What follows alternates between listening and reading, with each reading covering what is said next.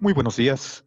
El Comité de Participación Ciudadana del Sistema Anticorrupción del Estado de México y municipios les da la más cordial bienvenida al primer encuentro estatal, el objetivo de la participación ciudadana en los sistemas anticorrupción.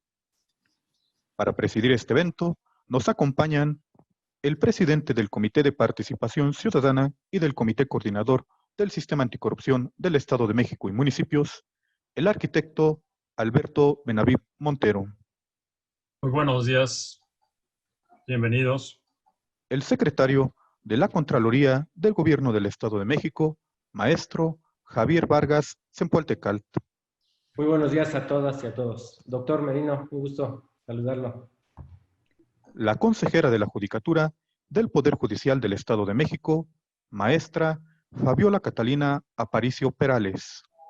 Buen día a todas, a todos. Un gusto tenerlos por acá. Gracias. La comisionada presidenta del Instituto de Transparencia, Acceso a la Información Pública y Protección de Datos Personales del Estado de México y municipios, maestra Zulema Martínez Sánchez. Muchas gracias, muy buenos días a todas y a todos. Qué gusto vernos por aquí. De igual forma, nos honra con su presencia la Secretaria Técnica de la Secretaría Ejecutiva del Sistema Anticorrupción del Estado de México y municipios, la maestra Claudia Adriana Valdés López. Gracias, buenos días. Doctor, bienvenido. Saludamos a los anfitriones de este evento, las y los integrantes del Comité de Participación Ciudadana del Sistema Anticorrupción del Estado de México y municipios, el licenciado Marco Antonio González Castillo. Buenos días a todos. La maestra Rosario Leonor Quirós Carrillo. ¿Qué tal? Buenos días a todos. Bienvenido, doctor Merino. Encantada de que esté con nosotros. El contador público Luis Manuel de la Mora Ramírez. Muy buen día a todos. Muchas gracias por participar, doctor. Bienvenido al Estado de México. Y la maestra María Guadalupe Olivo Torres.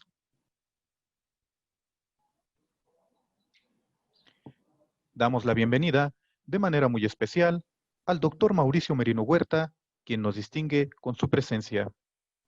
Buenos días, bienvenidos, muchas gracias. Hola, doctor. Muchas gracias a todas y a todos. Gracias. En este evento nos honran con su asistencia distinguidas personalidades de diversos entes públicos y privados del Estado de México, así como integrantes de los sistemas municipales anticorrupción de la entidad. Agradecemos la asistencia del público interesado que sigue este evento. A continuación, cedo el uso de la palabra al arquitecto Alberto Benaviv Montero para dar el mensaje de bienvenida. Adelante, arquitecto. Muchas gracias. Sean todos bienvenidos. Me da mucho gusto. Colegas también de los comités de participación ciudadana municipales que nos acompañan, público en general interesado y toda la gente que a través se ha interesado en la participación ciudadana. Saludo otra vez y quiero hacerlo a mis compañeros, a mis colegas del comité coordinador, con los cuales, además de saludarles, pues saber que se sepa que hemos trabajado en varios puntos. Quiero mencionar uno, no quiero dejar una fuera, no es un informe, pero sí mencionar el sitio COVID que se hizo aquí en el Estado de México con el secretario de la Contraloría. También las reuniones que tuvimos con el presidente del tribunal, y aquí le pido a la maestra Fabiola Catalina un saludo y también hacerlo saber que estamos presentes aquí también para la propuesta de trabajo que nos hizo para estos comités de selección de jueces próximamente, o que igual ya se pueden hacer. Ha complicado la situación este tema, pero que ya lo habíamos planeado desde marzo. También aquí con la maestra Zulema, que hemos trabajado muy de cerca con toda la información, siguiendo los números de los municipios. Y no está aquí presente, por lo menos no la veo, a la maestra Mirna, presidenta del Tribunal de Justicia Administrativo, con los programas que se han emprendido, sobre todo el de ella que propuso la Feria de Legalidad, que ha también tenido que cambiar ya la forma de cómo va a ser, que no pueden ser estas de manera presencial. Y saludarlo, doctor Merino, realmente me da mucho gusto el que haya podido y nos venga aquí a realmente a dar esta importante plática con el tema de la participación ciudadana, que realmente es lo que todos queremos, y todos mis colegas que también aquí del Comité de Participación Ciudadana y de los de comités de participación municipales. Realmente la importancia, y esto lo digo por experiencia, la participación ciudadana en los últimos 20 y tantos años que he tenido de poder participar en comités ciudadanos de diferente tipo, vecinales y todo lo demás, sí es determinante, hace una gran diferencia, es un esfuerzo, hay que poner tiempo, deja uno posiblemente ciertas actividades, invertir tiempo y a lo mejor hasta algo de dinero, pero vale la pena porque hace la gran diferencia. Entonces, no quisiera quitarles más tiempo y solamente mencionarle que todos estos eventos que tratamos, habíamos ya hecho trabajo avanzado, sobre todo de algunos de mis colegas, en poderlos, en realizarlos de alguna manera presencial. Se había ya trabajado con la Secretaría de Turismo del Estado de México, con el municipio de Toluca, en fin, con diferentes funcionarios para poderlo hacer presencial. Las circunstancias no nos lo permitieron, pero pues estaremos trabajando de esta manera y no me queda sino que se aproveche el evento y ya por favor no les quiero quitar más tiempo y agradecerles su asistencia. Muchas gracias. Muchas gracias, arquitecto. A continuación, me permito presentar al doctor Mauricio Merino Huerta, quien impartirá la ponencia magistral denominada El papel de los integrantes de los comités de participación ciudadana, importancia de la conformación de los sistemas anticorrupción y sus programas de trabajo. El doctor Mauricio Merino es doctor en Ciencia Política por la Universidad Complutense de Madrid. Actualmente es profesor investigador en el Centro de Investigación y Docencia Económicas, presidente del Consejo Consultivo de la Comisión para la Reconstrucción de la Ciudad de México, coordinador de la red temática del Programa Nacional de Investigación en Rendición de Cuentas y Combate a la Corrupción del CONACYT, miembro del panel externo de revisión para el acceso a la información del Banco Interamericano de Desarrollo. Además, forma parte del Sistema Nacional de Investigadores con nivel 3 y participa como analista político en diversos programas de radio y televisión, además de contar con una columna de opinión en prensa. Fue consejero electoral del Consejo General del Instituto Federal Electoral, fue gerente internacional del Fondo de Cultura Económica, fue director de la División de Administración Pública en el Centro de Investigación y Docencia Económicas, ha sido profesor en el Colegio de México, en la Universidad Nacional Autónoma de México y en la Facultad Latinoamericana de Ciencias Sociales. Ha sido profesor visitante en la Universidad de California en San Diego, fue presidente de la Asamblea Consultiva del Consejo Nacional para Prevenir la Discriminación, fue miembro del grupo redactor del proyecto de Constitución de la Ciudad de México. Ha escrito y coordinado 20 libros, entre los que se encuentran La Transición Votada, crítica a la interpretación del cambio político en México, Políticas Públicas, ensayo sobre la intervención del Estado en la solución de problemas públicos, Desiguales, Invisibles y Excluidos, y La participación ciudadana en la democracia. Sus títulos más recientes son Gobierno local y combate a la corrupción, un nuevo diseño municipal en México, Transparencia y rendición de cuentas en la reconstrucción, la gestión de la emergencia nacional en México, y Transparencia, rendición de cuentas y combate a la corrupción, el municipio en la encrucijada. Sin más preámbulo, cedo el uso de la palabra al doctor Mauricio Merino Huerta.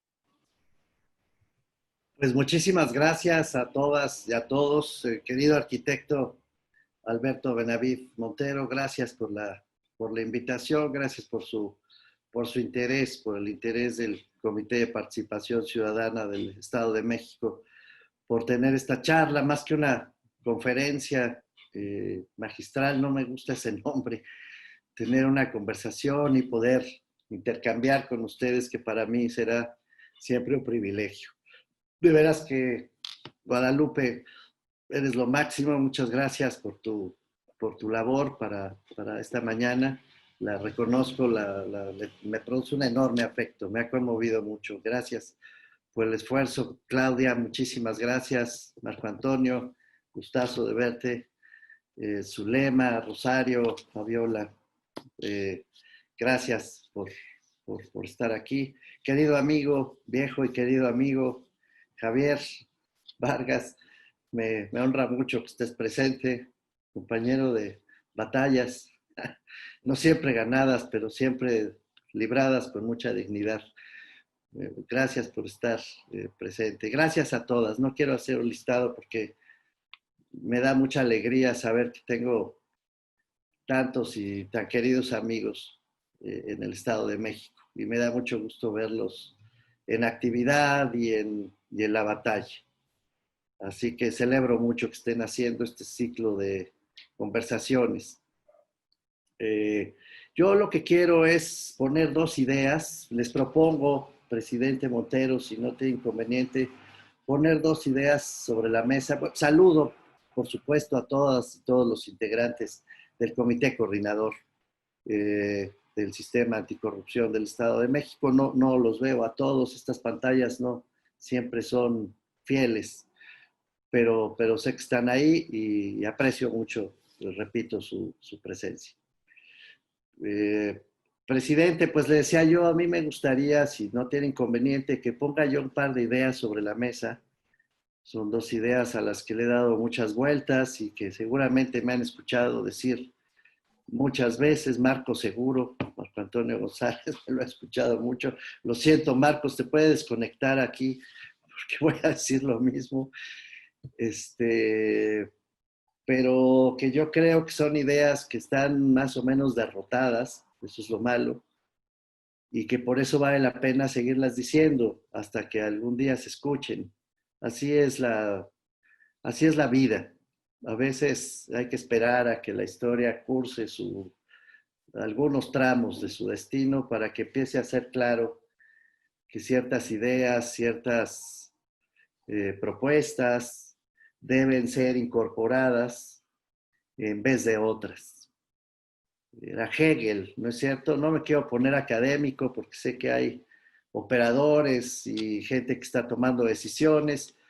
Solo citaré algunos autores rápido, pero es que es importante decir que Hegel, este gran filósofo, que fue uno de los grandes creadores de la filosofía moderna, decía que hay una historia con mayúsculas y otra historia con minúsculas. La historia con mayúsculas es la que se hace con las ideas, es la que traza los destinos, los caminos, la que nos dice a dónde hay que ir. Y luego está la historia con minúsculas, que es la que se vive todos los días, la que se va olvidando poco a poco por los pleitos, los conflictos, las grillas, diríamos en México. Quítate tú para que me ponga yo, yo quiero más poder, tú no debes tener tanto. Todo eso que creemos que es la historia, eso no es historia. Eso es, decía Hegel, la historia con minúscula, los acontecimientos que se van sucediendo. La verdadera historia es lo que podemos construir colectivamente, son las ideas que nos dan identidad como organización en general. Un Estado es una gran organización política, eso es el Estado, una gran organización de personas que van compartiendo poco a poco sus ideas, que se van poniendo de acuerdo y que van trazando juntos un destino común. De manera que es muy bueno que de repente nos detengamos a pensar, no solo a hacer como caballos desbocados, sino a pensar en lo que hacemos, a pensar a dónde nos lleva lo que hacemos y a compartir ideas, deliberar y tratar de afinar nuestros quehaceres cotidianos. Creo que es mucho más interesante cuando uno tiene un contexto más amplio, un marco de la importancia de lo que hace, que cuando solamente hace, cuando solamente repite lo que hace. Hay, por cierto, otro autor, seguramente ustedes conocen, han leído, se llama Thomas Mann, que escribió una novela fantástica, uno de los grandes clásicos de la literatura universal, se llama La montaña mágica. Y Thomas Mann decía, entre otras muchas cosas inteligentes, que aquellas personas que hacen lo mismo todos los días, desde que se despiertan hasta que se acuestan, y solo hacen lo mismo y nunca reflexionan sobre lo que hacen, así vivan 100 años, habrán vivido un solo día, el mismo día. Me parece importante tener presentes estas ideas como marco de referencia. Bueno, las dos ideas que yo les quiero proponer y que mis amigos ya me han escuchado antes son las siguientes. En primer lugar, tratar de entender que el combate a la corrupción no equivale al combate a los corruptos. Son dos cosas diferentes. Se ha dicho hasta la saciedad que combatir la corrupción se ha dicho de muchos modos. Consiste desde la metáfora de las escaleras, ya bien conocida, que se barren de arriba para abajo, hasta la metáfora de los peces gordos, emblemáticos, que se pescan para dar ejemplo a todos los demás.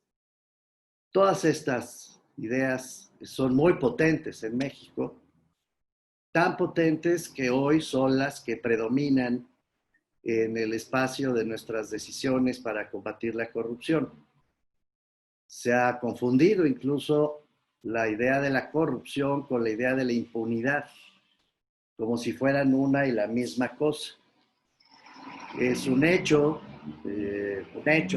no más que eso, que la política nacional anticorrupción, por ejemplo, que emitió el Comité Coordinador del Sistema Nacional Anticorrupción, estas dos ideas están entrelazadas, que se pensó en una larga deliberación que la corrupción pues era impunidad, no solo que eran afines, sino que eran una y la misma cosa, así está escrito.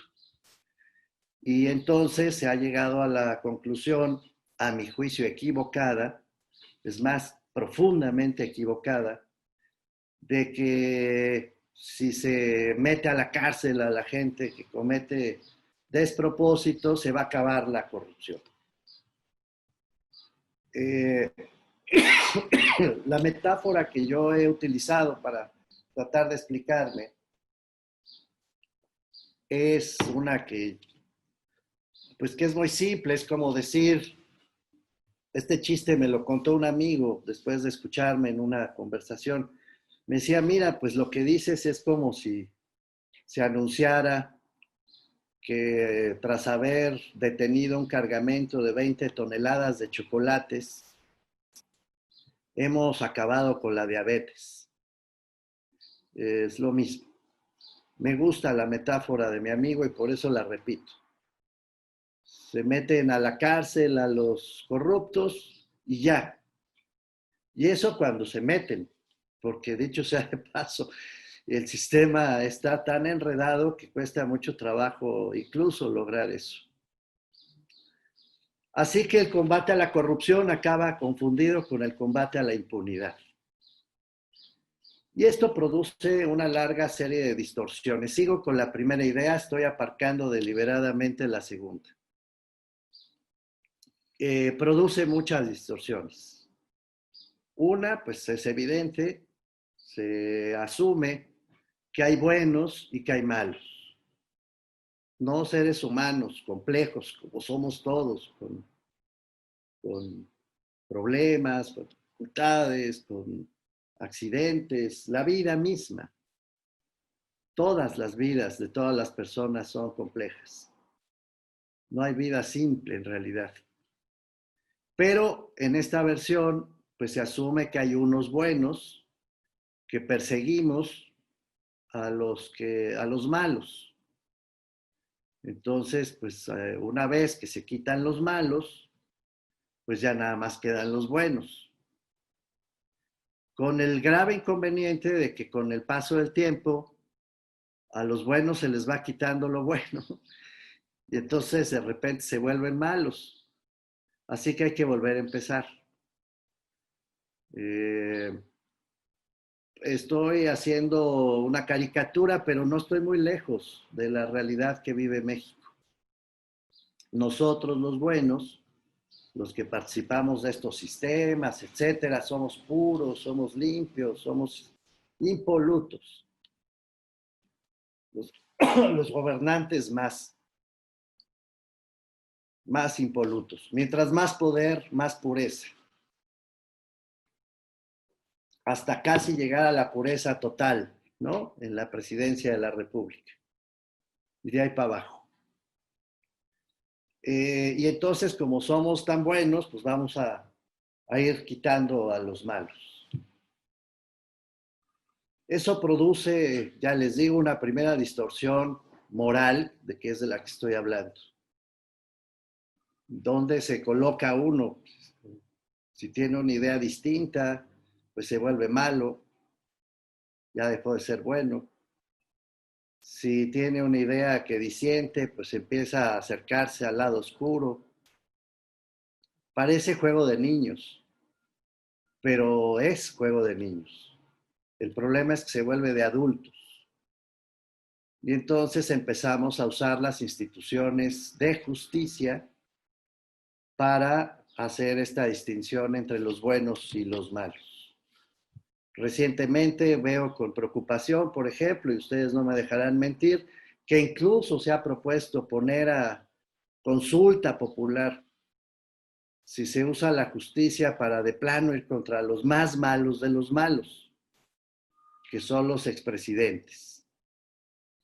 Entonces, pues mejor se consulta al pueblo a ver si se aplica justicia, y si el pueblo dice que no, pues no se aplicará justicia.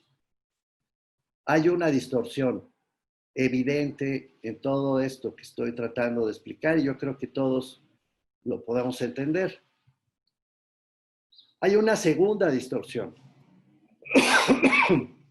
La idea del combate a la corrupción solo como impunidad, solo como combate a la impunidad, nos convierte a todos en policías, o en contralores o en auditores. Acabamos haciendo labor persecutoria, nos delatamos, nos enfadamos, porque todo el tiempo estamos persiguiendo a los malos, entonces se vuelve los comités de participación ciudadana, los he escuchado muchas veces, por fortuna he tenido ese privilegio de viajar por toda la República y hablar con ustedes lo saben, y me dicen con mucha frecuencia, es que tenemos que dar resultados, nos presionan la prensa, los medios, los funcionarios, el pueblo nos presiona para dar resultados, y siempre entienden que dar resultados es cortar cabezas. Y yo no puedo compartir esa idea. Es casi primitiva la idea, con todo respeto lo digo. Dicen que dar resultados equivale a cortar cabezas, pues es como de tribus, ¿no? De poca evolución civilizatoria. Más resultados equivale a más cabezas. Entonces ya le pegamos a tal funcionario, ya acusamos a tal otro, ya metimos a la cárcel a 4. Grandes resultados, y se aplauden y se felicitan por haber hecho eso. Ya quitamos a uno, ya defenestramos al otro. Entonces pasan el día persiguiendo malos, pasan el día buscando dónde está la trampa y luego pues enemistándose con todo el mundo, porque claro, la actitud de policía para perseguir y dar resultados en el sentido que estoy diciendo, pues genera unos climas de odio y de encono verdaderamente gigantescos. Porque a esta distorsión además hay que añadir que se persiguen las cabezas. O sea, hay celo. Entre los buenos también hay celo. Sí, ¿cómo que tú le vas a pegar al presidente del Congreso? Miren lo que está pasando en Jalisco. Si me toca a mí, ¿no? Si hay que pegarle, pues le pego yo. Entonces se pelean entre las propias instituciones a ver quién saca el machete primero para cortar la cabeza ya identificada y llevarse así como prenda, ¿no? Me imagino, perdón por la figura horrible que estoy usando, pero imagínensela ustedes, ¿no? Así cogido de los pelos, la cabeza cortada, para llevarla a mostrar a su majestad el pueblo. A veces el pueblo. Y generalmente a su majestad a secas, el poderoso de turno.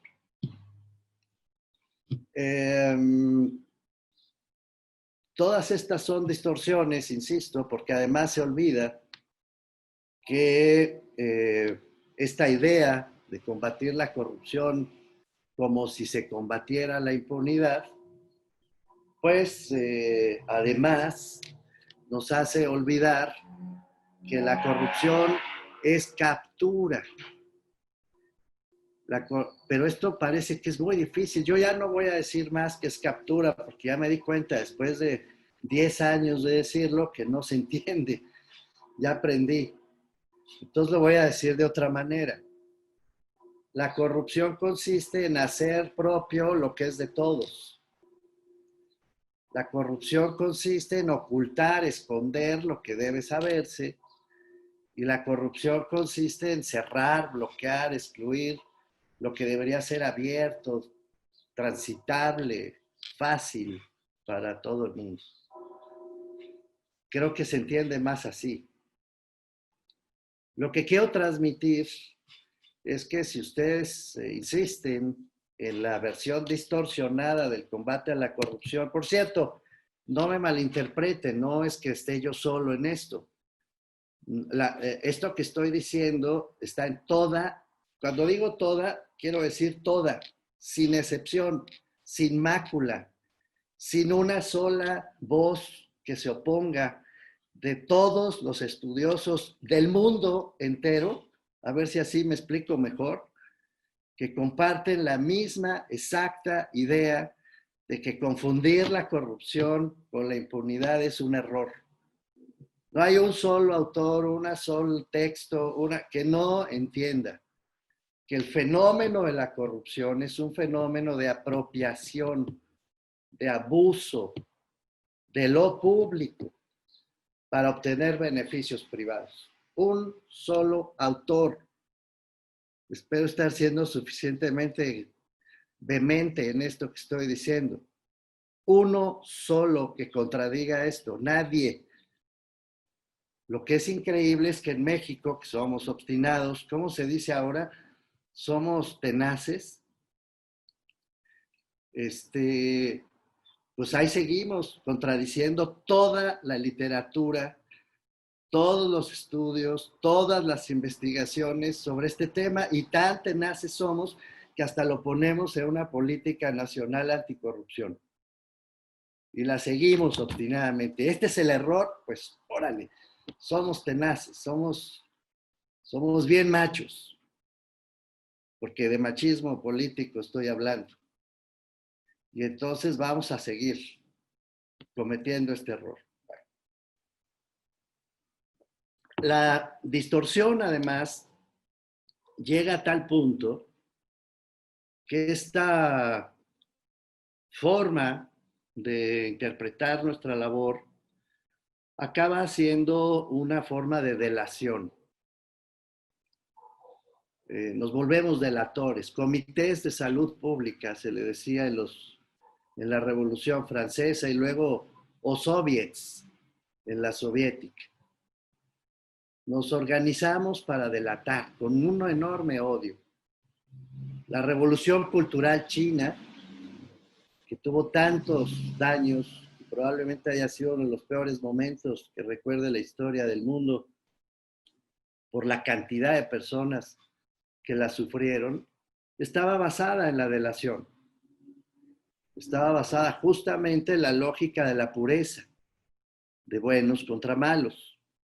Y justamente la idea de que si alguien faltaba a las reglas o conocía a alguien que hubiera faltado a las reglas, fíjense a dónde llegó la cosa, o que estuviera casado, hubiera tenido una relación de amor con alguien que hubiese faltado a las reglas, era motivo de delación. Había que desconfiar, apartarlos. Y lo hicieron. Es decir, por lo menos tenemos la ventaja de que este error histórico no es solo mexicano, ya se ha cometido antes en la historia del mundo y así les fue. Pero pues vamos para allá, felices nosotros cabalgando con alegría a la misma idea de la revolución cultural, de los soviets, de los comités de salud pública y vamos convirtiendo contra toda lógica a los comités de participación ciudadana en eso, en pequeños instrumentos de delación por toda la República. Claro, cuando se trata de delatar, pues pasan dos cosas equivocadas, o muchas más, pues, pero dos concretamente. Una es no solo la construcción de la desconfianza como hilo conductor de todas nuestras relaciones con los demás y por lo tanto la ruptura de cualquier posibilidad de construir instituciones, reglas del juego, voy a esto más adelante, sino personas. Vemos personas, seres humanos, nombres propios. Fulano, sutano, perengana, no instituciones, no vemos reglas, no vemos procesos, no vemos resultados, vemos personas. Entonces todo el combate a la corrupción además se singulariza en personas. Supiste que fulano es un tranza y perengano ya se fue a cenar con no sé quién y está hablando con tales empresarios que se roban el dinero. Es decir, se singulariza en nombres propios el combate a la corrupción. Y claro, todo esto va creando un ambiente, como ya digo, tremendamente hostil y tremendamente difícil. No les contestan el teléfono. Cuando uno sabe que le va a hablar una persona con ese espíritu, pues trata de no contestar en lo posible, ¿no? Y si contesta, contesta con mano temblorosa, a ver de qué se me acusa. Se vuelve muy difícil la relación. Y la paradoja inmediata de todo esto es que los comités de participación y los sistemas pues van perdiendo fuerza. En lugar de empoderarse, en lugar de avanzar, se debilitan, se van minando a sí mismos con este tipo de conductas. Claro, hay un día que se sienten muy poderosos o poderosas, ¿no? Y hasta lo disfrutan, los he visto. Se regodean en el poder de la denuncia. Pues sí, pero luego sucede que siempre no prospera la denuncia, o que se les revierte, o que se ven envueltos en escándalos, o que ya no los quiere nadie. Entonces esa arrogancia se va minando, se va descomponiendo. No es una buena ruta esa. La segunda consecuencia de la que hablaba yo es que en esta misma lógica de la ausencia de un criterio distinto, se cree que la corrupción es un delito. Se lo he escuchado decir, con todo respeto lo digo, al señor presidente de la República no menos de 600 veces. Estoy especulando, no es que me ponga yo a contarlas, pero lo dice todo el tiempo. La corrupción es un delito y no era un delito y ahora ya es delito. Y bueno, primero aclarar que la corrupción no es un delito. Lo que es un delito es las conductas que están tipificadas en los códigos penales. Esos sí son delitos. O sea, el ejercicio ilícito del servicio público, no crean que me lo sé de memoria, aquí lo tengo apuntado. el abuso de autoridad, la coalición de servidores públicos, el uso ilícito de atribuciones y facultades, obtener una remuneración ilícita, la concusión, la intimidación, el ejercicio abusivo de funciones, el tráfico de influencias, el cohecho, el peculado, el enriquecimiento ilícito, además de todas las conductas que son tipificadas como delitos contra la administración pública y cuyo eje principal es hacer de la administración pública uso privado. Esos sí son delitos, o sea, son conductas que están tipificadas. Todo delito es una conducta tipificada en abstracto, como ustedes saben. Y cuando una persona tiene una conducta que se adecua, dicen los abogados, es decir, que se parece, que se identifica con la que está tipificada en un código penal, pues evidentemente se le puede imputar la comisión de un delito. Pero esos son delitos. La corrupción no es un delito. La corrupción es un fenómeno social. Es el fenómeno social que consiste en la captura de lo público para volverlo privado. Es corrupción cada vez que alguien, un grupo, hace como si las cosas de todos fueran propias. Se las adueñan. Insisto en que no quiero ponerme académico, pero tengo que citar a Nora Rabotnikov en este punto. Lo hago siempre. Lo público, dice Nora, es de todos, es el lugar común. Si lo público es tuyo, o es mío, o es de algunos, pues ya no es de todos, ya tiene dueño. Así que cada vez que alguien dice esto es mío, no en el sentido de Juan Jacobo Rousseau para crear los primeros atisbos de la propiedad privada, sino en el sentido de abuso. Si yo no soy el secretario de lo que sea, soy el dueño de esta secretaría. Es mi propiedad. No soy el presidente, perdón, arquitecto, voy a usarlo de ejemplo, el presidente del comité, no, soy el dueño del comité. No, momentito. No es propiedad de nadie. No digo porque lo haga, simplemente lo mencioné por poner un ejemplo concreto, arquitecto, no me vaya a malinterpretar ni nadie. Las oficinas públicas son públicas porque son de todos, porque es nuestro lugar común, están ahí para organizarnos la vida y para resolver problemas que son comunes a todos, para eso existen. Así de simple y así de difícil. Tenemos secretarías no para repartir títulos de nobleza como sucedía con el régimen monárquico. Usted marqués, usted conde, usted... No, se reparten para organizar el trabajo público. Es decir, el trabajo que debe servirnos a todos y para resolver los problemas que nos son comunes a todos. Así es. Para eso están las dependencias y para eso es el dinero público. El dinero público no se entrega para ver qué se te ocurre hacer con él. El dinero público se te entrega para que resuelvas problemas de todos y para que nos expliques cómo resolviste los problemas de todos.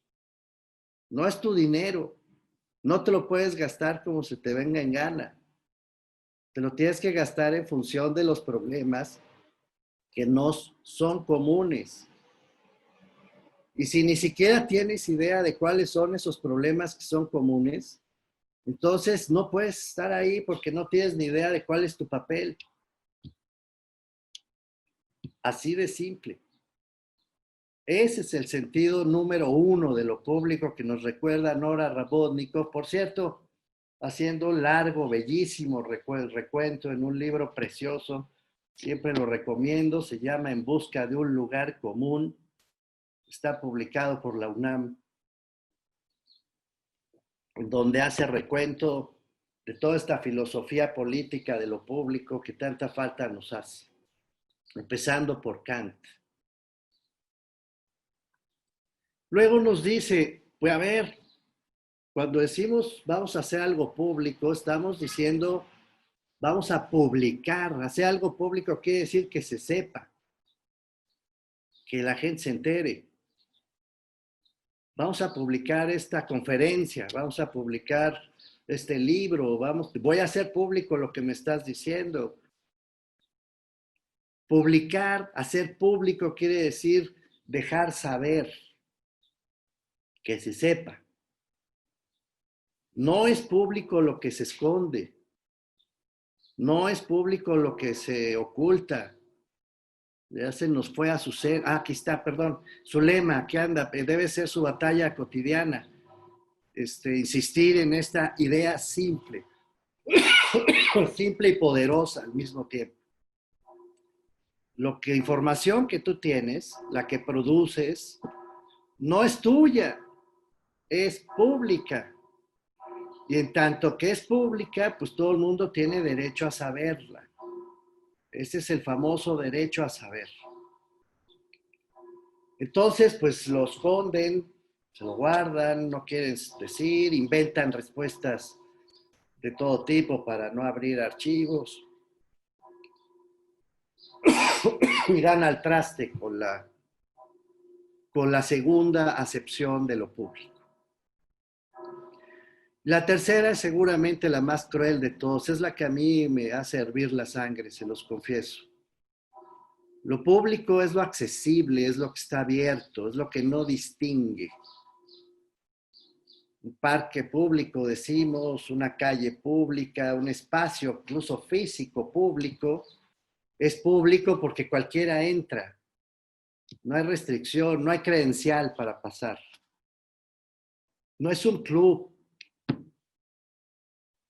No es una iglesia. Lo público es de todos.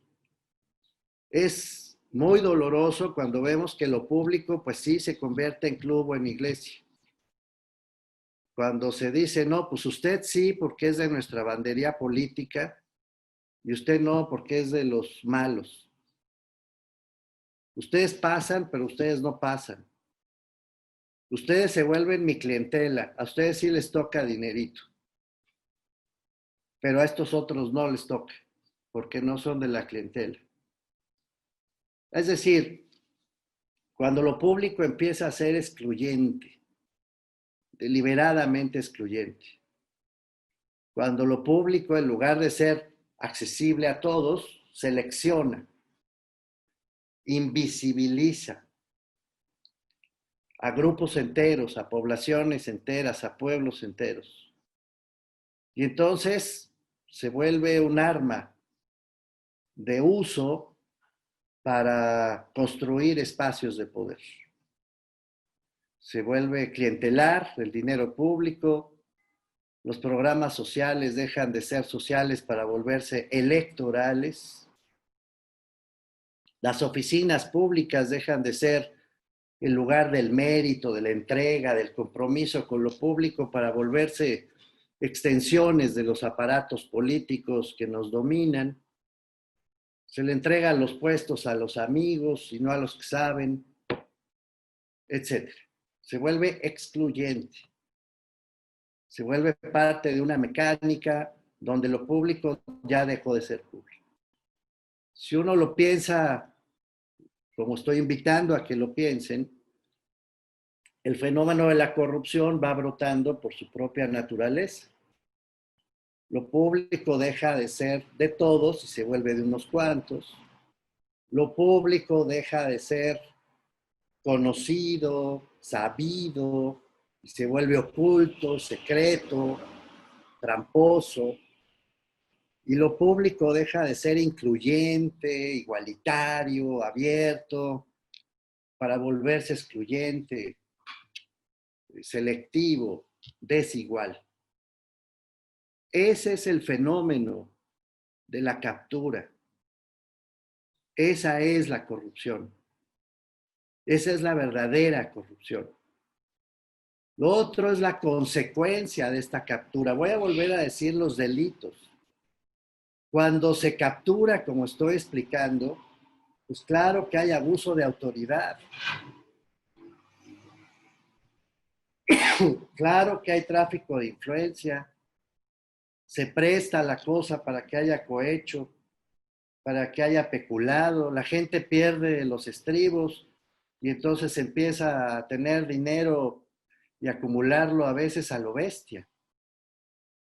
Uso la palabra con cuidado, a lo bestia. Pierden el sentido humano. Y entonces se enriquecen de una manera increíble y hasta los tentan. Alguna vez he comentado con amigos, yo no logro entender cómo estos cuates, además de corruptos, los tentan. Que ponen fotos en Facebook y compran coches y usan unos relojotes, en fin. Sí, está raro eso. Es una patología. Entonces, claro, todas estas secuelas del fenómeno de la corrupción, pues se van a seguir reproduciendo mientras no entendamos el fenómeno mismo, mientras no seamos capaces de afrontar el fenómeno mismo, en lugar de seguirlo confundiendo con esta lucha de la que hablaba yo de buenos contra malos y de la idea de la impunidad como única posibilidad de combatir la corrupción. No quiero convertir esta conversación en un alegato político, les ruego que no me malinterpreten. Pero hombre, todos leemos los periódicos y entonces sí ya empieza a ser inquietante en esta lógica del combate a la corrupción confundida con el combate a la impunidad, que a unos se les aplica, como diría el benemérito, todo el peso de la ley y a otros gracia y justicia. A unos se les arman expedientes en 10 minutos y a otros pues nunca. O se les arman rápido para exonerarlos. Todo eso está mal. Eso no va a cambiar las cosas. Las va a politizar, como de hecho está sucediendo. Politizar en el sentido partidista, en el sentido de usar el combate a la corrupción como uno más de los espacios en los que disputamos el poder político, o sea, la dominación de unos sobre otros, no la igualación, no la garantía de que todos somos iguales ante la ley, pero también somos iguales en las condiciones para acceder a la ley, no solo ante la ley, sino en la posibilidad de tener la ley a nuestro favor, sino que se distorsiona y entonces se vuelve lo contrario, se vuelve una arena de la política, otra más de las arenas de las políticas, ¿sí? Y eso es frustrante, se los confieso, no queremos que eso suceda, pero está sucediendo. La verdad está sucediendo. Capítulo 2, ya me extendí demasiado, pero es que me importaba mucho plantearles esta primera idea, que es muy simple, espero estar siendo claro. El fenómeno de la corrupción no es el fenómeno de la impunidad, la voy a repetir y cerrar. Mientras ustedes crean que combatir la corrupción es combatir la impunidad, van a seguir reproduciendo el mismo error. Y cuidado, así se construyó, voy a decirlo con mucho cuidado para no ser malinterpretado, así se construyó el fascismo. Esa es la historia del fascismo, exacta y literalmente. Entonces, mucho cuidado con lo que estamos haciendo porque en un descuido nos vamos a arrepentir colectivamente de haber cometido este gravísimo y simplísimo error. Segunda parte de la exposición. Me dirán ustedes, bueno, suena muy bien, profesor. ¿Y entonces qué hacemos? Bueno, pues hacerlo simple, no complejo, simple. Mientras más difícil es un problema público, dice toda la literatura sobre el tema otra vez, más simple debe ser la propuesta de solución. No es cierto que se pueda solucionar un problema, con todo respeto, donde hay 40 prioridades.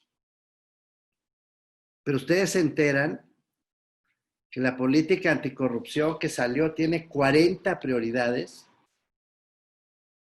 Díganle ustedes a sus parejas, mi amor, estás entre mis 40 prioridades y a ver cómo les va. No, por favor, 40 prioridades es un chiste, es un mal chiste. Eso no son prioridades. Para hacer, de veras, enfrentar un problema público muy complejo, hay que simplificar la salida. Eugene Bardach es un autor, vuelvo a citar autores, lo siento, que dice que hay que desempacar los problemas complejos. De esto alguna vez hablé largo con mi querido amigo Javier.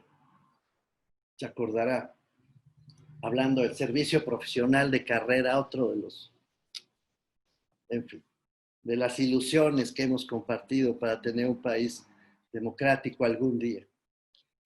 Entonces, Bardach decía, hay que desempacar los problemas. Usted no puede ir a todos los problemas porque es muy complejo, hay que desempacar. Y entonces hay que atacar las cosas que se desempacan. Por ejemplo, cuando enfrentamos el problema electoral en México, la cuestión era enormemente compleja, estarán ustedes de acuerdo, la historia toda, fraudes, pleitos, conflictos armados, azonadas militares, todo. Vaya problema complejo. Bueno, había que desempacarlo de manera que se pudiera frasear en una sola línea. Contar los votos. Eso era todo. Ese fue el gran desafío de finales del siglo XX para darle por lo menos una esperanza democrática a un país que en ese momento ya estaba asfixiado por la falta de democracia y de pluralidad. Contar los votos. ¿Qué tenemos que hacer para contar los votos? Bueno, entonces hay que arremangarse, hay que ponerse a trabajar, no sale gratis, por supuesto, hay que entrarle al trabajo para contar los votos, no para otra cosa, para asegurar que los votos sean contados. Me ahorro esa historia porque podría llevarme mucho más tiempo, pero créanme, de eso se trató toda esa operación de poder contar los votos. Luego hubo trampas antes de llegar a los votos y le metieron dinero y lo estropearon, le dieron al traste, esa es otra historia. Pero los votos se contaron. Y esa parte quedó resuelta. Luego vino otra batalla que ustedes también compartieron, la de la transparencia. Tenemos derecho a saber. Y otra vez, debates, pleitos, tacarán. Bueno, había que acceder a los documentos públicos. La gran batalla de Zulema, por favor, corríjame, Zulema, si me equivoco demasiado, es acceso a los documentos públicos. Punto. Ya terminé. Eso es la batalla del INAI y del... que se acceda a los que no le hagan de chivo los tamales, dirían en mi pueblo, ¿no? Que ahí está el documento, entreguen usted el documento, se acabó. Y para eso ha tenido que haber una larga batalla. Yo les invito a ustedes a que hagamos las cosas fáciles. El fenómeno de la corrupción es una combinación básica, ya lo expliqué, de captura y abuso de esa captura. Entonces tenemos que evitar que la captura suceda. ¿Qué tienen que hacer los comités de participación ciudadana? Bueno, pues no son policías y aunque quisieran serlo, no la van a hacer porque no tienen esas facultades. Pero sí pueden pedir que haya archivos. Archivos, me dirán ustedes, todo este rollo para ir a pelear archivos. Pues sí, todo este rollo para ir a pelear archivos, porque sucede que estamos viviendo una de las peores tragedias de la historia mexicana en términos de historiografía en esta época. No estoy exagerando. Dentro de 100 años, señoras y señores, los historiadores tendrán que ver este periodo como un periodo de oscuridad total, porque no hay archivos en México, no hay a dónde ni siquiera construir la historia del futuro. Esta historia mayúscula, derrotada por la historia con minúscula, como decía Hegel, y perdida en formatos electrónicos, laptops, teléfonos celulares, redes sociales que no quedan registrados. Cuando vengan los historiadores, ustedes me dirán, pues ya que vengan, yo dentro de 100 años voy a estar muerto. Bueno, pues entonces dedíquense a otra cosa, porque los servidores públicos están preocupados por su país y por el servicio a su país. Y entonces deben dejar constancia de lo que está pasando y no la están dejando. No estoy exagerando un ápice. México vive una tragedia de archivos. Lo voy a decir todavía peor. Es uno de los países con peor récord del mundo en materia de registro documental. No hay archivos. Y los comités de participación ciudadana, sin embargo, están muy preocupados persiguiendo al malo del día. Y los archivos y su herencia para combatir el fenómeno de la corrupción, ¿dónde está? Esa batalla, señoras y señores, la dieron los historiadores, la dieron los académicos para tener por fin una ley general de archivos que costó años construir. Porque eso sí, los gobiernos listos como el hambre decían, no, no, no, lo que quieran menos archivos. Si nos agarran por los archivos, pues vamos a tener que decir la verdad. Ya nos empezamos a entender. Ese es el combate a la corrupción en principio. Tampoco hay, señoras y señores, armonización contable. ¿Quieren rendir cuentas? Pues hay que empezar por las cuentas. Dice el lugar común, para tener caldo de pollo, primero hay que tener pollo.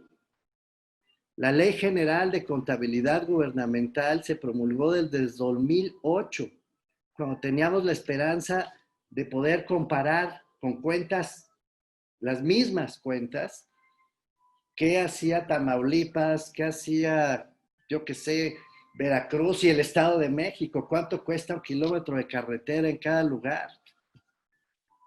No hay cuentas. Hace años, es más, ya décadas en este momento, que no se discute una cuenta pública en el Congreso de la Unión. La cuenta pública ya no se aprueba en México, ya se olvidó. Entre otras razones porque no hay armonización contable, no se registran los gastos. O sea, estamos peor que la miscelánea La Lupita. En serio, hay municipios en este país donde se registran los gastos en papelitos. Ahí como Dios les dé a entender, y luego hacen cuentas públicas, pues a la brava, sin posibilidad de comparación, sin un método simple. Además es fácil. No es difícil. Si usted tiene dinero público, no es suyo, se lo gasta, pues se lo gasta básicamente porque tal vez lo puso en el banco. Entonces hay una cuenta, hay un registro. No, por alguna extraña razón no lo puso en el banco, como si fuera narcotraficante, lo usa usted en efectivo. De todas maneras, al gastarlo, tiene usted un papel, en algo se lo gastó, aunque sea una notita de la tienda. Usted tiene que registrar eso en su archivo y usted tiene que ponerlo en su contabilidad. ¿De veras es mucho pedir? Ayúdenme a pensar esto, porque a mí, de veras, llevo años dándole vueltas y no consigo encontrar una respuesta plausible. ¿En serio es tan difícil pedir que lo que vayan haciendo lo pongan en un expediente y lo pongan en su contabilidad? ¿Es tan endiabladamente difícil lograr eso?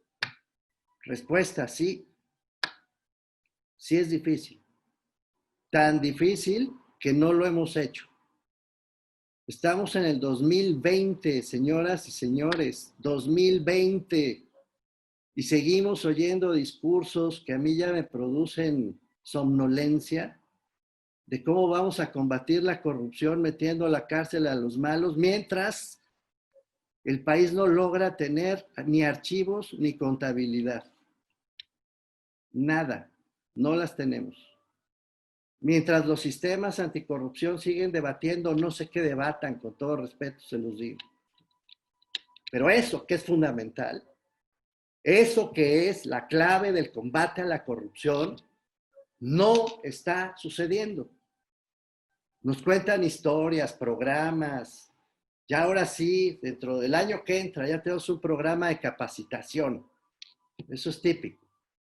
Y ya tenemos un sistema para digitalizar.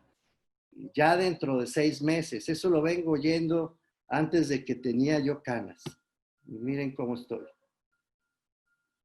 Es mentira. Con todo respeto, es mentira. No se está combatiendo la corrupción desde el lugar en el que se debe combatir. Tenemos además otro problema. No hay una organización suficiente para fijar mandatos. Mandato quiere decir qué vas a hacer con mi dinero. Informo a ustedes que el dinero que ustedes tienen no les pertenece. Ustedes ya lo saben. Le pertenece a la gente. No a su partido, por cierto. No le pertenece a su bandería. No le pertenece a sus jefes. Le pertenece a la gente. Es dinero público. ¿Se acuerdan? De todos. Bueno, entonces tiene que haber un mandato claro. ¿Qué vas a hacer con mi dinero? Por tanto, ¿qué resultado voy a esperar del dinero que te di? Yo te di dinero para ir a la tienda a comprar fruta, no cualquier fruta, te pedí sandía, te pedí papaya, ¿sabes? Te pedí unos plátanos y tú te vas con mi dinero y regresas con unos chetos. Pues no, yo te di un mandato y tú no cumpliste mi mandato. Entonces yo, Comité de Participación Ciudadana, primero te tengo que exigir ese mandato. No que me digas qué vas a hacer como se te venga en gana con el dinero, sino que hay un claro espacio en el que yo voy a saber cuál es tu mandato, uno por uno, con ese dinero que te di. ¿Qué me vas a dar a cambio? Y como comité voy a exigir que me digas si compraste la papaya y si compraste la sandía y si compraste los plátanos o compraste otra cosa. No me dejará mentir otra vez Javier Vargas. Esto es el sentido de la Contraloría, para eso son. No son policías. No andan buscando malos. No están viendo como si fueran el FBI o la Interpol. No, lo que tienen que hacer es confrontar el mandato con el resultado. Punto. Punto. Lo fácil de lo difícil. Tienen que hacer además, hombre, en lo posible, ya se los estoy enredando mucho, dirán, tienen que hacer además un ejercicio en el que puedan ir más o menos monitoreando, la palabra espanta, pero monitorear quiere decir esto que estamos haciendo, viéndonos. Vamos a vernos. Monitorear quiere decir vamos a vernos, poner un monitor. O sea, vamos a vernos.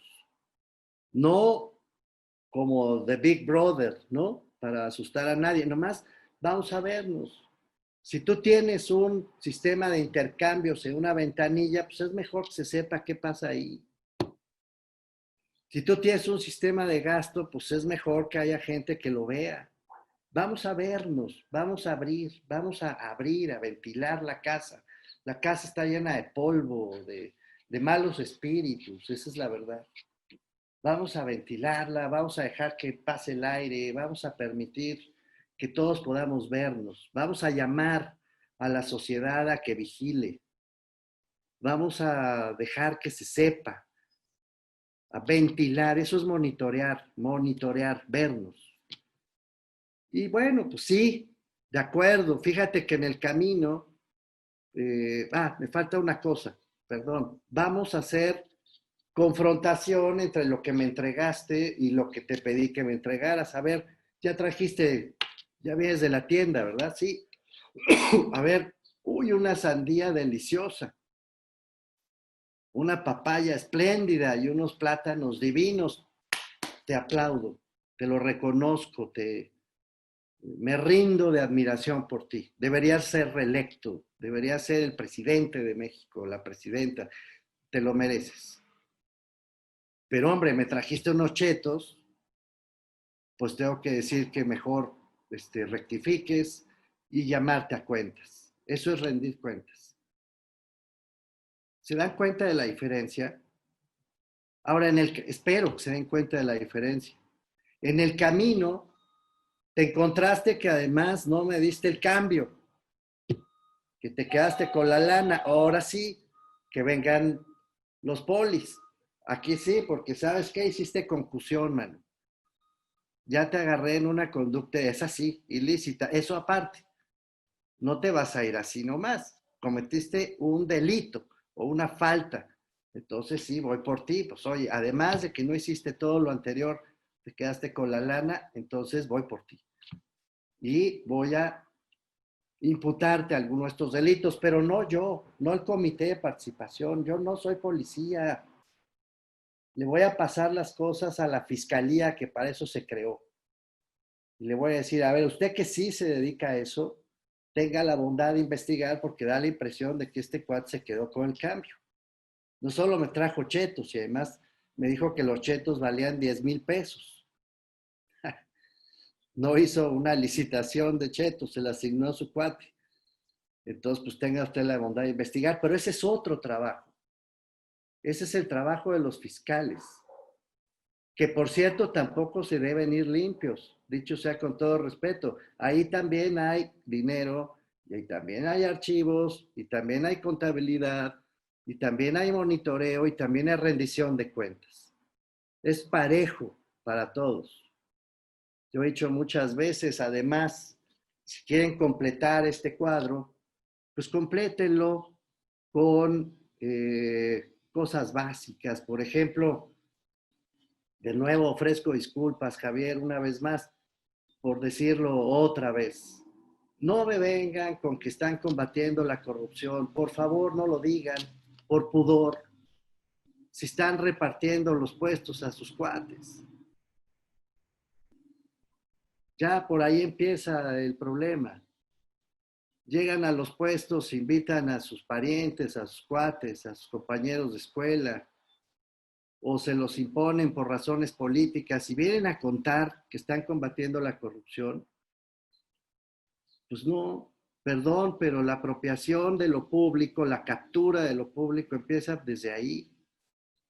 Lo público son los puestos públicos, es el presupuesto público, son las decisiones públicas. No sé si logro explicarme. Había yo considerado incluso la posibilidad de pasar un videíto que hicimos hace mucho tiempo, pero creo que la forma en que se ha desarrollado la conversación no lo hace propicio. Lo que les voy a pedir, en todo caso, Claudia, si está de acuerdo, es, no sé quién se quedó con el videíto, Guadalupe, Claudia, que ahí se los pasen después, porque hicimos un videíto con peras y manzanas, literalmente, para tratar de explicar qué es la rendición de cuentas. Y que no es otra cosa que lo que estoy tratando de explicar. Bueno, cierro porque ya hablé demasiado.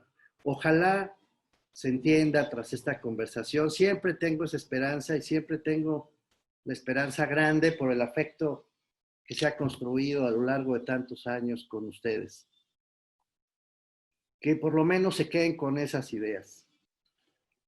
Si ustedes creen que pescar peces gordos equivale a combatir la corrupción, les informo a ustedes que a la luz de la experiencia histórica acumulada, no estarán haciendo más que reproducirla. Lo que hay que hacer es cambiar el agua donde crecen los peces gordos. No son los peces, es el agua. Su chamba no es la caña, su chamba es limpiar el agua. Es otra cosa. Ojalá además entiendan que esa limpia de agua es simple. Quiero decir, es un trabajo arduo, es complicado, pero es simple de entender. No se puede combatir la corrupción si no se documenta lo que se hace y si no se dice lo que se hace. Punto. Si no se registran las cuentas y si no se entregan las cuentas, si no se tienen mandatos claros y si no se vigilan los mandatos. ¿Les parece muy difícil lo que estoy diciendo? Yo creo que no es tan difícil. No hay rendición de cuentas donde no hay cuentas. No puede haberlas. No hay acceso a la información donde no hay información. No hay combate a la corrupción donde no hay vigilancia pública. No es tan difícil, creo, de entender, pero no se hace. Por alguna extraña razón, por razones que también entendemos y que son terribles, tienen que ver con el poder, tienen que ver con la venganza, con el odio, tienen que ver con cosas horribles que le han hecho tanto daño a México por tanto tiempo. Y siguen ahí, presentes, intactas. Esto no se ha podido lograr. Esto es lo que yo quería decirles, presidente Montero, y agradecer nuevamente su generosidad y su gentileza. Estoy, por supuesto, a sus órdenes para contestar preguntas, para conversar, para lo que ustedes ordenen. Muchas gracias, doctor. Sí, yo creo que seguimos adelante con las preguntas. Agradecemos al doctor Merino por tan brillante exposición. Es un honor contar con su participación en este magno evento. Sus palabras nos inspiran. Sin duda, la corrupción es un tema que nos corresponde a todos y en el que la solución somos todos. Saludamos al fiscal especializado en combate a la corrupción, maestro José de la Luz Viñas Correa. Agradecemos la asistencia de servidores públicos estatales, del sector central, organismos auxiliares, organismos autónomos, servidores públicos municipales, integrantes de los comités de participación ciudadana municipales, a quienes, seguramente, las palabras del doctor Merino les impulsarán a un mejor desempeño en sus actividades cotidianas en el combate a la corrupción. A continuación, abriremos un espacio de preguntas y respuestas. Cedo la palabra a la maestra María Guadalupe Olivo Torres. Adelante, maestra. Sí, muchas gracias. Gracias, doctor Merino. Gracias a todos los que están aquí. Y vamos a seleccionar 3 preguntas. Las demás, si les parece bien, las contestamos, las tomamos y las mandamos vía correo electrónico la respuesta para que ya podamos concluir con el evento. Y bueno, una de las preguntas que consideramos podemos hacerle en este momento al doctor es de Enrique Avilés Rodríguez, de Guanajuato. Le manda saludo y pregunta: ¿el combate a la corrupción debe dejar fuera el combate a los corruptos? No, no sea malo. No estoy diciendo eso. Estoy diciendo exactamente lo opuesto. Lo que estoy diciendo es que si solo se convierten en persecutores de corruptos, se van a seguir equivocando. O sea, para entendernos también hay que tener ganas de entendernos. Con todo respeto, don Avilés Rodríguez, creo que es el apellido. Por supuesto que no estoy diciendo eso. Quien comete faltas debe ser castigado sin lugar a dudas. Se la devuelvo. ¿Cómo van a lograr combatir esas falsas si no tienen a veces ni idea de cómo se gasta el dinero, si no tienen monitoreo, si no tienen evaluaciones, si no tienen claros los mandatos? Perdón, pero como decía un clásico de la Revolución Mexicana, si no los acuso de tarugos, ¿se acuerdan? Los acuso de corruptos. No se equivoque, no estoy diciendo eso. Perdón por mi respuesta hostil, pero es que la pregunta es hostil. Llevo 2 horas hablando de esto. No, claro que hay que combatir la impunidad. No se salgan por la tangente, pero esa no es su tarea. Ustedes no son policías. Aquí está el fiscal, venturosamente del Estado de México. Esa sí es su chamba. La de él. Si se entera que hay desviaciones, él sí tiene que ir a integrar expedientes y él sí tiene que meter a la cárcel por alguno de los delitos que acabo de denunciar. Él tiene que cuadrar esos delitos. Pero hay de él si lo usa para hacer política. Con todo respeto, señor fiscal, seguro comparte mis puntos. Hay de él si decide integrar expedientes contra los enemigos políticos y salvar a los amigos. Eso tampoco se vale y eso también es parte de la tarea del Comité de Participación Ciudadana. Entonces respondo así, enfadado y contundente. No, de ninguna manera. Si alguien comete una falta o un delito, claro que debe ser castigado. Si ustedes creen que esa es su misión, entonces se están equivocando dramáticamente. Esa no es su misión. Espero haber sido suficientemente claro.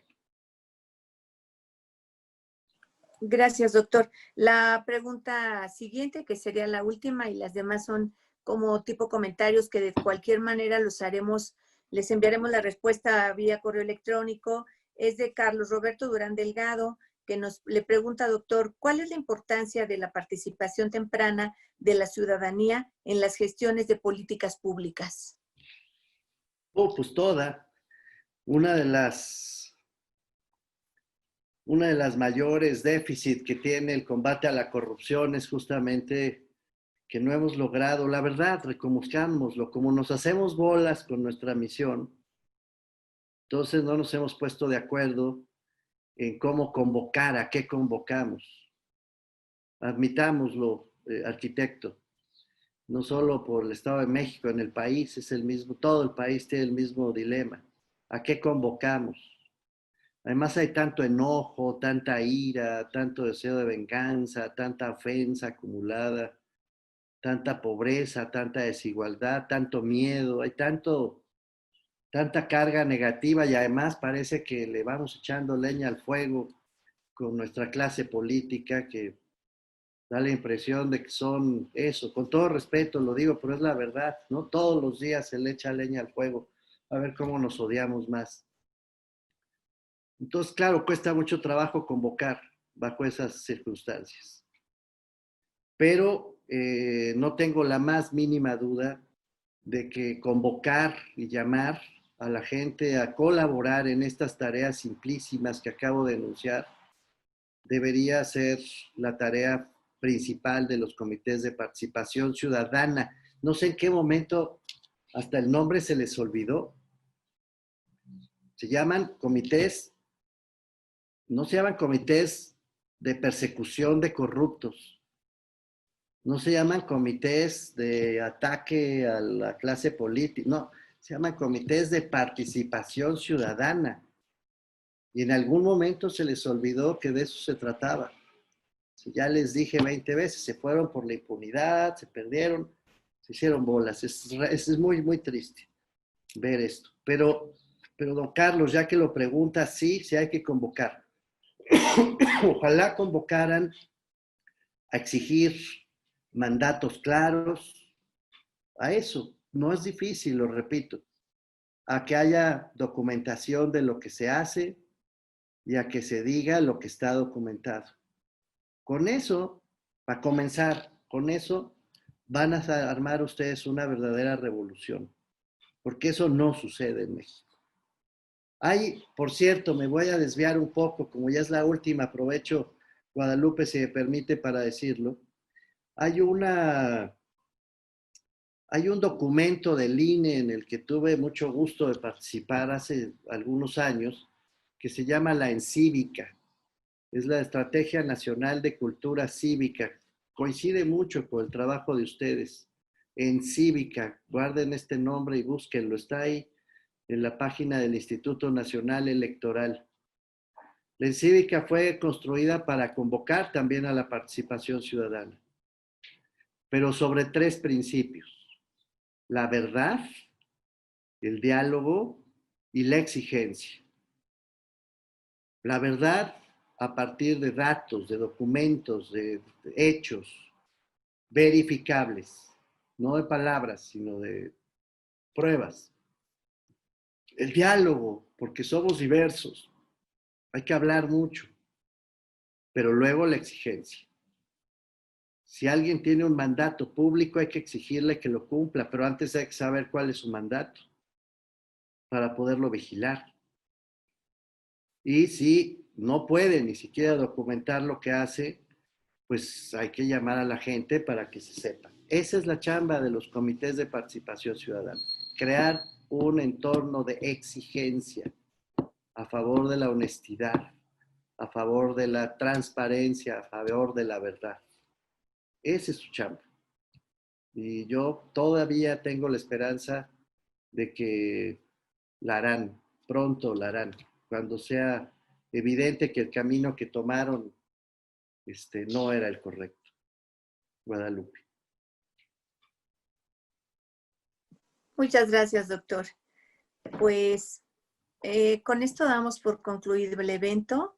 No sé si tenga nuestro presidente, el arquitecto Benaviv, algunas palabras, o mis compañeros del Comité de Participación Ciudadana, Marco, Leonor, Luis Manuel de la Mora. Les cedo la palabra. Muchas gracias, doctor Merino. Y cedo la palabra a mis compañeros. Colegas, ¿alguno de ustedes quiere expresar algo? Marco, Luis Manuel, Leonor. Adelante, Leonor. Gracias. Pues bueno, agradecer al doctor Merino y también la participación de nuestro comité coordinador. Creo que es una muestra de cómo tenemos que trabajar en sistema y por eso lo celebro. Y me quedo mucho con esta visión del doctor Merino porque no podría yo estar más de acuerdo. No hay manera de combatir estas conductas delictivas que conforman la corrupción si no es trabajando en equipo, si no es co-creando. Creo que la invitación de la participación ciudadana debe de ser, como él mismo lo dijo, a participar, no a ser simplemente un instrumento opositor, porque de ahí nadie saca nada. Y poco a poco se pueden ir generando estrategias que combatan este fenómeno. En el caso del Estado de México, creo que contamos con esa sinergia, inclusive con ejercicios de co-creación que ya existen y que hemos impulsado de manera conjunta, y por ahí es el camino sin duda alguna. El Comité de Participación Ciudadana efectivamente no es el policía y así hay que hacerlo ver, inclusive a nuestros colegas periodistas que se nos acercan justo pidiendo esa nota y la cabeza, como dice el doctor Merino, dándoles estos talleres, haciéndoles ver cuál es nuestro trabajo y cuál es nuestra función, y la prevención sin duda es una de ellas, la capacitación otra, pero también la participación ciudadana en las políticas y en las estrategias. Y aquí me permitiría resaltar el último ejercicio que hicimos ahorita en pandemia, en tiempos de COVID, que con el secretario de la Contraloría, el Infoem y las demás autoridades relacionadas, logramos considerar un ejercicio 100% de la sociedad civil lanzado por Transparencia Mexicana y Tojil para ir mejorando nuestro sitio de internet. Fuimos de los primeros 3 estados que pusimos a disposición este sitio, y creo que ahí es en donde está la clave, en la participación, trabajando en equipo y con un fin común. Muchísimas gracias. Gracias. Luis Manuel. Insistir en lo que mencionaba el doctor. Yo creo que la participación ciudadana es fundamental y me trajo a la memoria esas sesiones con colegas de profesión impulsando la ley de contabilidad gubernamental y la aceptación, y después las prórrogas, y estar insistiendo en esto. Yo creo que el gran tema, y se hizo también en un estudio del Instituto Federal Electoral, la calidad de la ciudadanía, nos daba la receta al final en las conclusiones los que participaron en esta investigación, como ciudadanos necesitamos participar en lo que nos toca. Somos parte de una colonia, necesitamos estar en esas reuniones de colonos. Somos parte de un colegio, necesitamos ser padres de familia participando. Todos tenemos la responsabilidad de participar en lo que nos toca bajo estos principios, yo creo que generales y acertados, ¿verdad? Bajo el principio de exigencia. Y con esto yo creo que podemos avanzar como ciudadanía. Yo creo que el gran reto, tal cual lo plantea el doctor, no está en los peces gordos o en los peces siquiera. Está en el agua y en el agua estamos todos. El agua somos todos y tenemos que transformar en esa participación. Celebro esta reunión, me felicito y nos felicito como sistema por ver a mis amigos, el secretario de la Contraloría, a mi presidenta del Instituto de Transparencia, al Poder Judicial, a la Fiscalía Especializada, a todos estos amigos que haciendo sinergia estamos trabajando en el agua. Al final del día todos somos ciudadanos. Gracias, compañeros. Gracias, doctor Merino. Realmente, como siempre, un placer escucharlo. Marco, querido. Reafirmar las ideas y reflexionar juntos creo que va a ser muy fructífero para nosotros. Qué bueno que está el comité coordinador escuchándolo. Creo que esta plática nos debe de servir para relanzar ideas que tenemos, como es la aprobación de la ley de archivos, que en el Estado ya va a cumplir un año la propuesta, y no se ha aprobado, y tendremos que trabajar de la mano con el Poder Legislativo, que tenemos que retomar, mi presidente, el tema. Y creo que esto de la armonización contable nos falta mucho difundirlo. El Estado tiene buenos avances, pero hay que difundirlo. Creo que todas las reflexiones que nos comenta aquí, el precisar, porque si la política nacional trae 40 prioridades, USDI trabajó con Sonora y le pusieron 66 y nos las están dando como ejemplo. Entonces, pues ya llevamos más de 100 ahí, más nuestra política estatal. En fin, creo que la reflexión nos tiene que llevar a precisar aún más nuestra forma de trabajar, como bien lo apunta Leonor, en toda esta parte de que tenemos que hacerlo junto con las autoridades, junto con los otros poderes, y creo que si damos tiros de precisión, seguramente el avance será más rápido. Gracias por la reflexión. Gracias, Marco. Secretario, ¿querías comentar algo? Y luego la maestra Zulema. Muchas gracias, presidente. Rápidamente, nada más, pues, simplemente para expresar, como siempre, es un gusto escuchar al doctor Merino, y como él lo dijo, pues en otros momentos hemos coincidido, hoy coincidimos nuevamente, y de igual forma, pues coincidimos en muchas de las ideas tan claras y precisas como siempre expone, y pues seguramente con todo esto va a venir a enriquecer el trabajo que estamos haciendo aquí en el Estado de México. Muchas gracias, mando un fuerte abrazo, doctor, y gracias. Ojalá coincidamos pronto. Gracias, sí, presidente, por hacer posible esto, y a los compañeros del Comité de Participación Ciudadana. Hasta luego. Maestra Zulema. Muchas gracias. Pues la verdad es que agradecerle al doctor Merino el tiempo, el espacio, esta convocatoria, pero sobre todo también aprovechar para platicarle, sí, justo en temas de transparencia, es la lucha incansable del INAI, de todos los institutos. Yo quiero decir algo en particular del Estado de México. Si bien es cierto, falta mucho por hacer, hemos avanzado mucho en el Estado. Como lo decía Leonor hace un ratito, junto con el apoyo del secretario de la Contraloría, Gobierno del Estado ha hecho muchas cosas en materia de transparencia y de gobierno abierto muy interesantes. Y pues seguimos trabajando. Ahora he tenido un gran acercamiento a través de este comité coordinador con el Poder Judicial. Y el Poder Judicial hoy está ya subiendo sus sentencias, todas en versión pública, ya están disponibles. Mi querida Fabi ahorita podría decirnos, pero tienen un proyecto para terminar antes de lo que estableció la propia federación, este cambio que hubo reciente. Bueno, pues el Poder Judicial está trabajando para poder terminar antes del tiempo requerido. Y más allá de otros trabajos que tenemos, este propio comité coordinador ha hecho eso.